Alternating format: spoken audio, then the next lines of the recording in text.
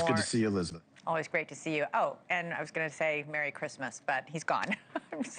But who's here is Congressman Mike Lawler, who's a member of the House Foreign Affairs Committee. Congressman Lawler, great to have you here. So first of all, what do you make? First, President Trump said this was all about stopping drugs. We were bombing the boats. Then he said it's about recovering stolen oil when Venezuela took over all the oil and nationalized it. Now his chief of staff is saying this is about regime change. Should the president just be clearer publicly about what the end goal is about Venezuela? Well, I think the president's been very clear about the fact that Venezuela is a narco-terror state, and Nicolas Maduro is not just cooperating with these drug cartels, he's ahead of it. And the fact is you have illicit drugs being trafficked into the United States, killing Americans by the tens of thousands on an annual basis. And the president is doing what should have been done years ago and putting a stop to it and taking aggressive action, starting with labeling these cartels as foreign terrorist organizations, taking decisive action against these terrorists and striking them as they seek to traffic drugs into the U.S. And let's be clear, this isn't just willy-nilly. This is extensive investigative work done by our intelligence officers as well as our military before any action is taken. Right. In addition, what they are doing with these oil tankers is going after illegal oil trades that have ties to Iran. I have been one of the leading proponents about going after the illicit Iranian oil trade.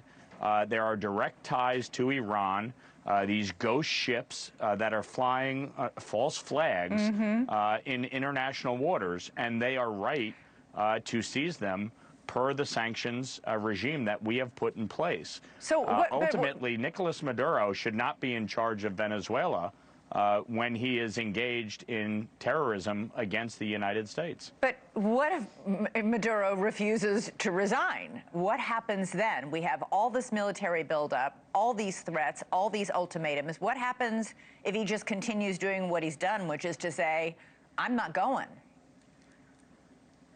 Well, based on the prior administration, we did nothing. But what's this administration going to do? Of course, yeah. But of course he's not going to go if you don't actually start to aggressively push back against this narco-terror regime. The administration is putting maximum pressure economically, militarily, with a buildup off the coast and in the Caribbean.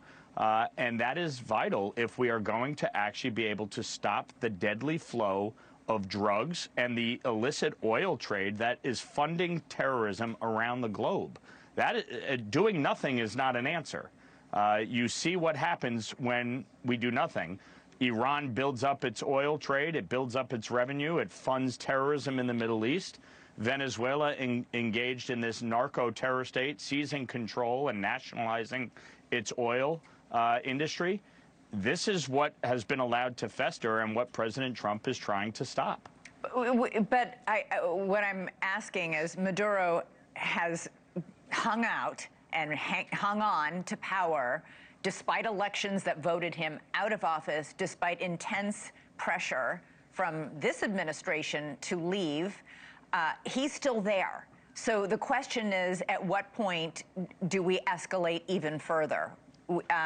Senator James Lankford, for one, a Republican, said, listen, I'm all for the pressure campaign. I am against sending any American forces into Venezuela. Are you on board with that? Are you on board for land strikes? Do you draw the line at boots on the ground? Where's your line? Again, the pressure campaign is literally underway within the last 2+ months. This idea that this should happen within, the snap of a finger, that's just not how foreign policy works. And I think the administration is taking an aggressive posture, rightly, to crack down on the illicit drug trafficking and illicit oil trade, which, I'm sorry, the prior administration did not do. So now we are in a situation where this administration is taking aggressive action, and the situation is unfolding. Yeah. The idea that, immediately we should then send troops in. What the president is doing is putting pressure on him. He is making clear that if Maduro stays in power and does not acquiesce, there will be consequence. When and how is to be determined by the commander-in-chief. All right, I want to switch topics because there were a lot of headlines and a good bit of tension from the Trump Turning Point USA conference that wrapped up just yesterday, where Vice President Vance got his first endorsement for president in 2028 from Erica Kirk. But the vice president roiled some waters when he said there should not be an ideological purity test for MAGA, and that even people who've said some deeply anti-Semitic things are welcome. Do you agree with that? No, I don't. I think we should be very unequivocal in the fact that anti-Semitism, wherever it rears its ugly head, whether on the left or the right, is not welcome in American politics. And I've been unequivocal in that. I've been very clear about that, both legislatively and in my public condemnation of anyone who engages in it. So, no. Should we have a big tent and should there be robust debate about policy and foreign policy? Sure. And I welcome that. But anti-Semitism it should never be welcome anywhere. Should the vice president have said on that stage what you just said to me just now? Yes. I think everybody should be clear and unequivocal on this. And I think certainly, I've heard the vice president condemn Nick Fuentes, for instance, in a podcast. I think we should all be clear-eyed about this and root it out before it festers. You see what has happened on the left, where they have not rooted it out, and it has taken hold in the mainstream of many in their party. And that is a major problem in American politics, and we should all be clear-eyed about it. All right, super quick. Your colleague Elise Stefanik stunned everyone when she announced late Friday that she was dropping out of the New York governor's race and leaving Congress altogether. I'm not sure. I'm utterly intrigued. I would like to know why. You got out of the governor's race largely to help her, I guess. I take it you've said you're not going to jump back in now that she's out, and Trump hasn't already endorsed her, the Republican candidate in that race. Why do you think she did this, and is this a warning sign or something that concerns you about the Republican caucus in Congress? No, look, I think Elise has served what will be 12 years in Congress at the end of this term. She will finish out her term. And certainly, I and many of my colleagues believe, 5-6 terms is more than sufficient in Washington, D.C. And I think you're seeing more and more turnover in Congress. People aren't staying there 40, 50 years like Chuck Schumer is anymore.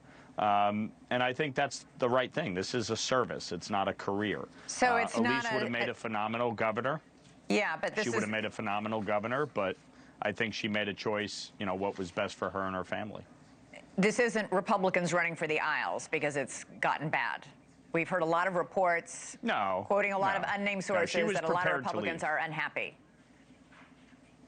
Yeah, Elise was prepared to leave. It's why she was looking at the governorship, why she had looked at, obviously, a cabinet-level position with the president.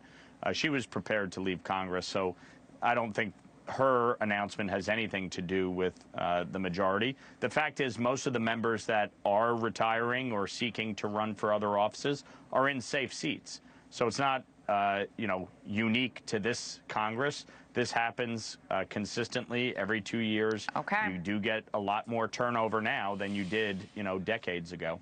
Congressman Mike Lawler, thank you so much. Have a great holiday season. Appreciate you coming on tonight. Thank you. Merry Christmas. Merry Christmas. Thank you for watching. Subscribe below and download our NewsNation app right now on your phone, and you will get fact-based, unbiased news for all Americans.